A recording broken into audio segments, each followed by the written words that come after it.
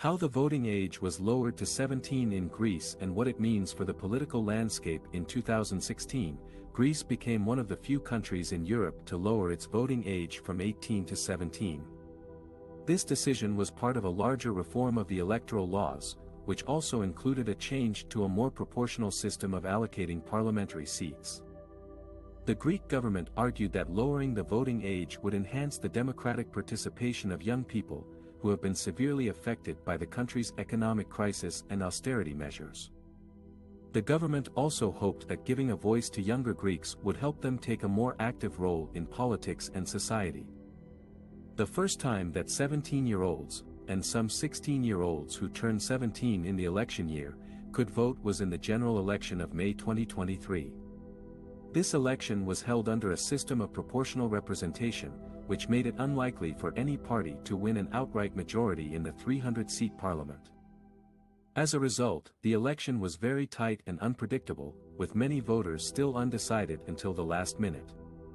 The election also saw an unprecedented effort by political parties to court the Generation Z voters, who accounted for an estimated 430,000 of the 8.5 million-strong electorate. The parties used various platforms and strategies to appeal to the young voters, such as TikTok, YouTube, lifestyle TV shows, and campaign rallies.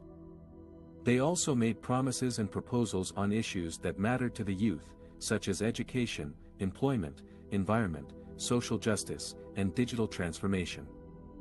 However, some young voters were skeptical and disillusioned by the political system, which they saw as corrupt and ineffective. They also felt that their vote would not make much difference in a country that was still struggling with debt, poverty, and instability. The impact of the young voters on the election outcome is not yet clear, as the official results are still pending. However, some exit polls and surveys suggest that they did not vote as a bloc, but rather split their preferences among different parties and candidates.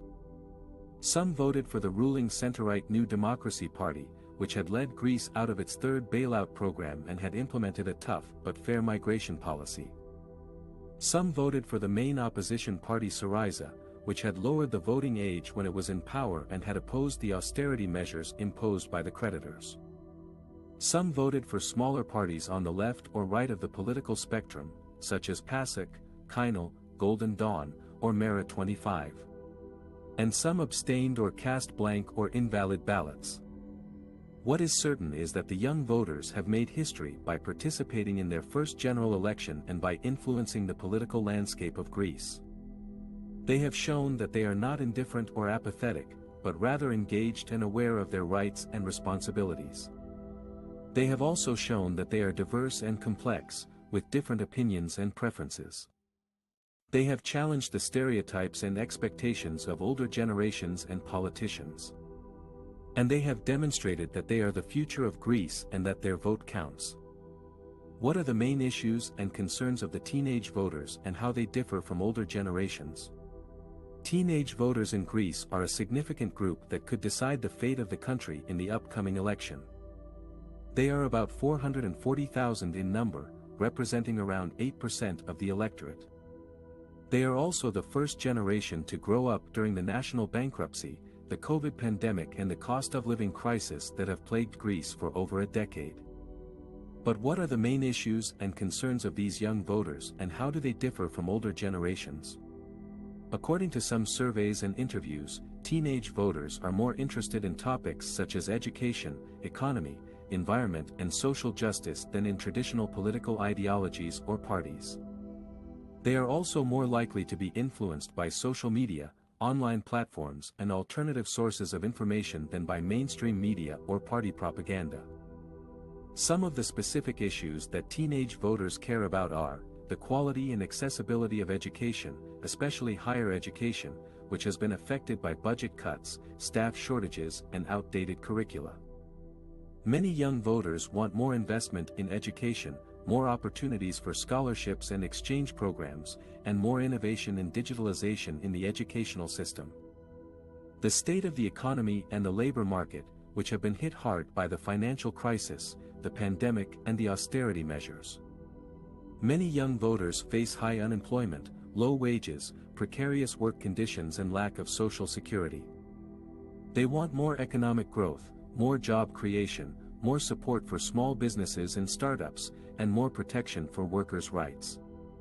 The protection of the environment and the fight against climate change, which are seen as urgent and global challenges that require collective action and responsibility. Many young voters are concerned about the effects of pollution, deforestation, wildfires and extreme weather events on their health and well-being. They want more green policies, more renewable energy sources, more public transportation and more recycling initiatives. The promotion of social justice and equality, which are seen as essential values for a democratic and inclusive society. Many young voters are aware of the social problems and inequalities that exist in Greece, such as poverty, homelessness, racism, sexism, homophobia and corruption. They want more social welfare, more human rights, more diversity and more transparency.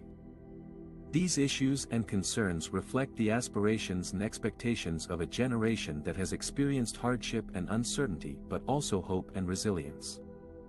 They also show how teenage voters differ from older generations who may be more attached to traditional political parties or ideologies or more influenced by personal interests or loyalties. However, not all teenage voters are enthusiastic or optimistic about their role in the upcoming election. Some of them may feel disillusioned or indifferent about politics or distrustful of politicians who have failed to deliver on their promises or address their needs. Some of them may also feel confused or overwhelmed by the complexity and diversity of the political landscape or by the lack of clear and reliable information. Some of them may even choose to abstain from voting or to vote for fringe or protest parties that have little chance of entering parliament. Therefore, it is important for political parties and leaders to engage with teenage voters in a meaningful and respectful way, to listen to their voices and opinions, to address their issues and concerns, and to offer them realistic and credible solutions. It is also important for teenage voters themselves to exercise their right and responsibility to vote, to inform themselves about the candidates and their programs, to critically evaluate their options and to make their own decisions. Teenage voters have a unique opportunity to shape the future of Greece in this election. They should not let it go to waste. How the candidates and parties are trying to appeal to the young electorate and what challenges they face. Greece is heading to a snap election on May 21st, which could be a turning point for the country's political landscape.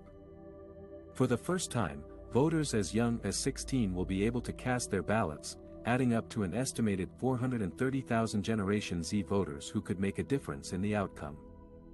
But how are the candidates and parties trying to win over this segment of the population, and what challenges do they face? The ruling conservative New Democracy Party, led by Prime Minister Kyriakos Mitsotakis, is hoping to secure a second term in office by building on its record of tax cuts, economic growth, foreign investment and security. The party has also promised to hand out a €150 youth pass to young voters, which would give them access to cultural and sports activities. However, some critics have dismissed this as a populist move that does not address the deeper issues affecting young people, such as unemployment, education and climate change. The main opposition party, the left-wing Syriza Progressive Alliance, led by former Prime Minister Alexis Tsipras, is trying to regain power by presenting itself as a progressive alternative that can offer social justice, democracy and solidarity. The party has pledged to increase wages and pensions, cap profit margins in the energy sector, reduce weekly working hours, protect minority rights and abolish Greece's bank rescue fund. The party has also been active on social media platforms such as YouTube and TikTok, where it has engaged with young influencers and celebrities to spread its message. The third largest party or coalition in the parliament is PASOK Kainou, or Movement for Change, led by Nikos Androulakis. The center-left party is pushing for a green transition away from coal and natural gas, a stronger national healthcare system, a boost to public sector wages, and improved transparency and meritocracy in the state.